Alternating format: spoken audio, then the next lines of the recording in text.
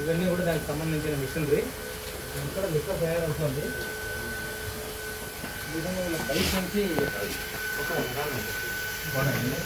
బయట నుంచి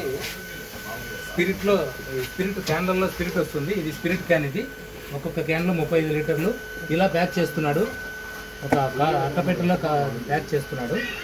ఇక్కడికి వచ్చిన తర్వాత దీన్ని ఈ స్పిరిట్ను తీసుకొని